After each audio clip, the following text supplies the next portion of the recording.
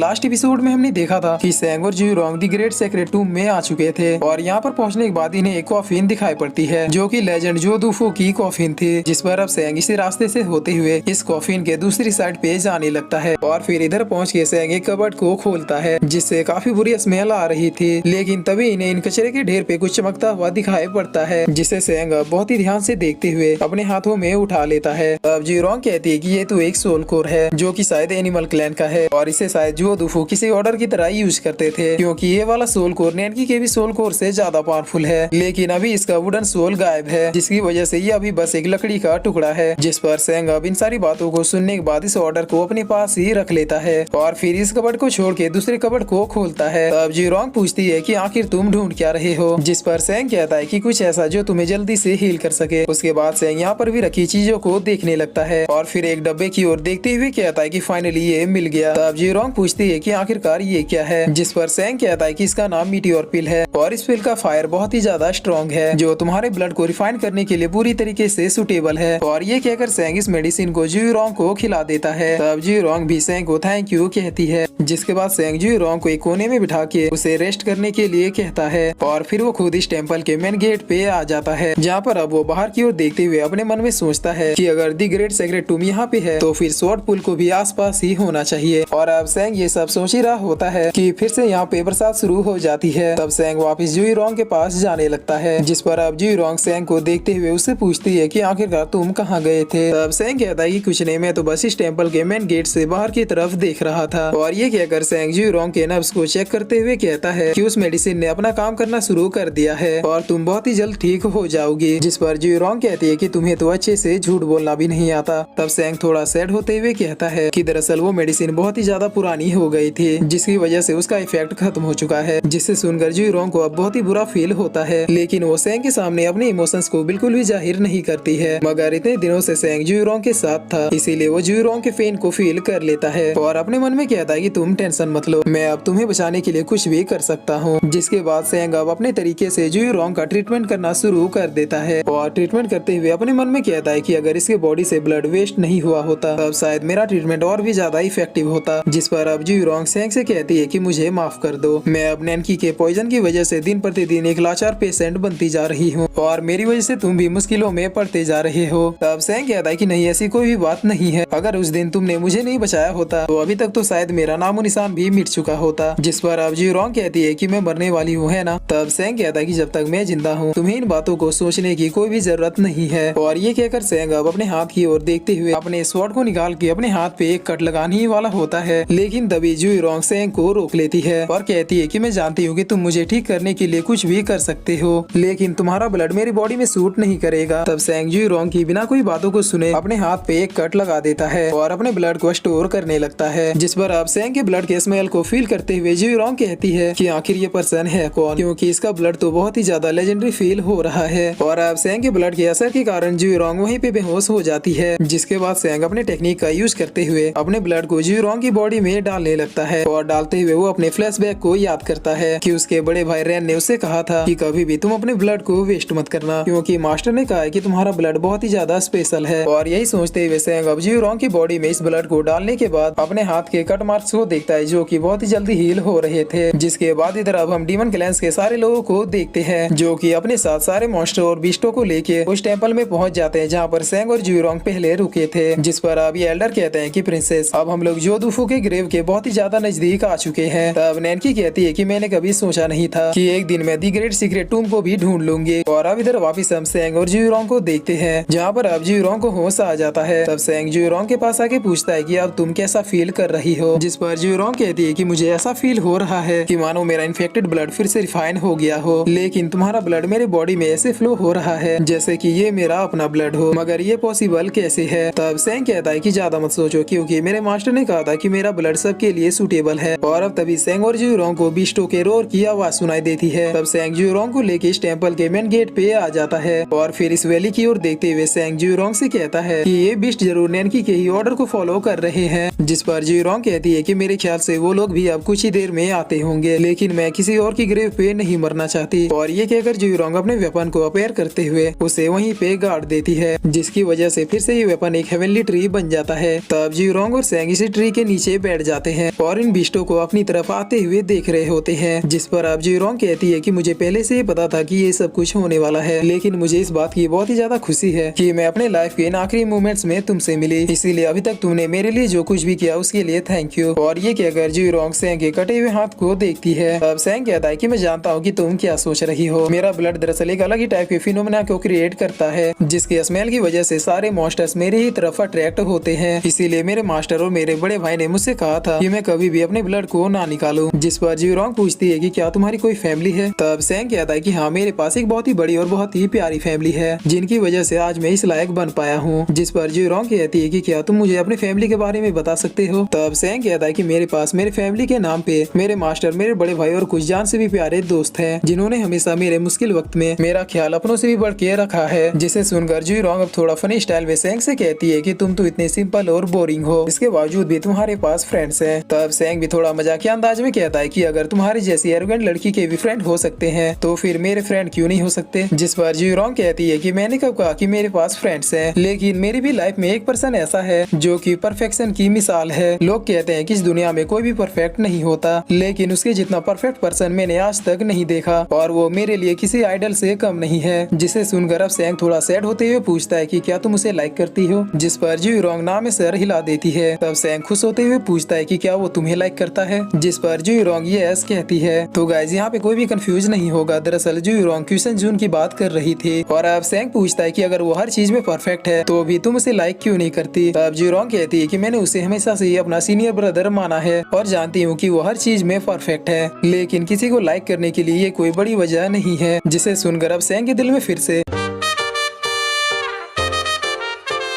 और अब इसी तरह ये दोनों काफी देर तक यहीं पे बैठे रहते हैं। जिस पर अब सेंग जी रोंग की ओर देखते हुए उससे कहता है कि मुझे तुम्हें कुछ और भी बताना है जो मैं पहले तुमसे नहीं कह पाया। अब जी रोंग कहती है कि हाँ बोलो। जिस पर सेंग थोड़ा अटकते हुए कहता है कि दरअसल मेरे पास एक मैरिज कॉन्ट्रैक्ट है, लेकिन मैं उस पर्सन से शादी नहीं करना चाहता, और जब मैंने इस कॉन्ट्रैक्ट को तोड़ने की कोशिश की तो लड़की के पिताजी ने ही इस कॉन्ट्रैक्ट को तोड़ने से साफ इनकार कर दिया। जिसे सुनकर अब जी रोंग को थोड़ा बुरा लगता है, लेकिन वो बिना कोई एक्सप्रेशन दिए सेंग से कहती है कि मैं इस मामले में तुम्हारी हेल्प नहीं कर सकती। और फिर वो सेंग के बारे में सोचते हुए कहती है कि आखिरकार जू सेंग को किस टाइप की लड़कियां पसंद होंगी। और फिर वो अपने आप से कहती है कि पागल हो गई हो क्या, उसकी एंगेजमेंट हो चुकी है और इसके बावजूद भी मैं उसके बारे में ऐसा कैसे सोच सकती हूँ। जिसके बाद अब जी रोंग सेंग से पूछती है कि आखिर तुम उससे शादी क्यों नहीं करना चाहते, क्या उस लड़की में कोई कमी है।